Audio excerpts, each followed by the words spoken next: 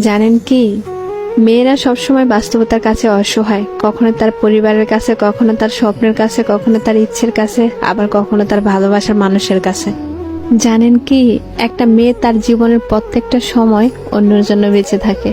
জন্মের পর বাবা মার জন্য, বিয়ের পর স্বামীর জন্য, সন্তান হবার পর সন্তানের জন্য। তাদের জীবনে কোনো চাওয়া পাওয়া থাকে না, যেটা থাকে সেটা হলো সবাইকে নিয়ে বেঁচে থাকার স্বপ্ন।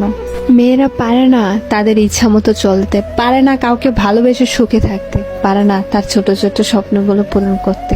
যদি বাবা মার কথা মতো চলে তাহলে সে খুব ভালো মেয়ে, আর যদি বাবা মার কথা অবাধ্য করে চলে তাহলে সে খুব খারাপ মেয়ে। ভালোবাসার মানুষটির হাত ধরে সে চলে গেলে ভালোবাসার মানুষটির কাছে সে খুব প্রিয়, অথচ তার কাছে না গিয়ে যদি পরিবারের কথা মতো চলে তাহলে সে স্বার্থপর, বেঈমান। শুধুমাত্র একটা মেয়েই জানে এই সমাজে চলতে হলে কত বাস্তবতার সাথে যুদ্ধ করতে হয়। মেয়ে মানে কিছু করার আগে হাজারবার চিন্তা করে করতে হয়।